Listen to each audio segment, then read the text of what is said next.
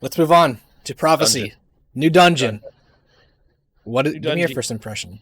Um, First impression was one, I love that they just dropped that on us like instantly. They're like, hey, here's a massive announcement of like new stuff, and here's a dungeon.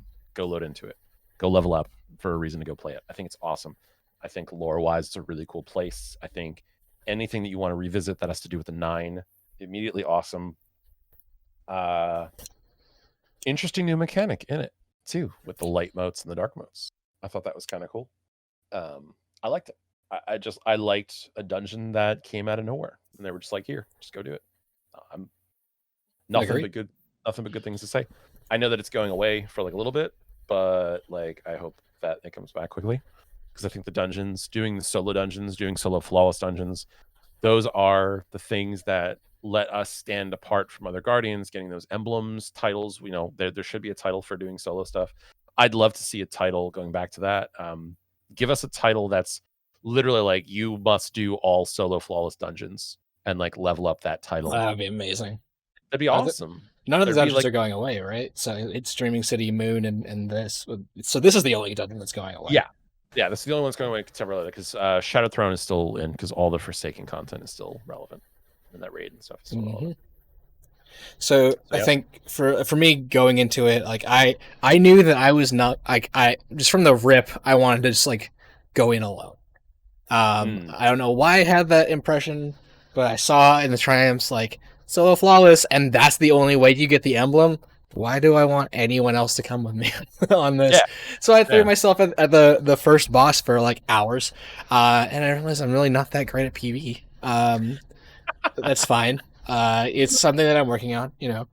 Yeah, that's the thing is you get time to work on that. And you get to do that. But it never felt like out of reach. It never felt unfair, which I really liked. And then also watching through the dungeon multiple times since, just through various guides and live streams. Like I love the look and feel of Prophecy. The even down to like the trailer for the dungeon that dropped in the reveal stream, like the whole synthwave neon, whatever. Like Loved it. the fact that I can feel like I'm playing Hotline Miami in Destiny while hunting down the Nine, which have always been this like really enigmatic, like antimatter race. And like, are they the good guys? Are they the bad guys? Answering that question has been like just super, super like pertinent to like my interests in the game's lore. Do we have an answer? Absolutely not. This is not. This is kind of a spoiler because there's like a bunch of different dialogue options at the end for the end boss. But you know, at one point the Drifter's like, "You posed the Nine a question and they answered," and Eris is like, "Well, what did they say?" And he's like, "Light and darkness, they're the same thing, basically." There's no. Are they?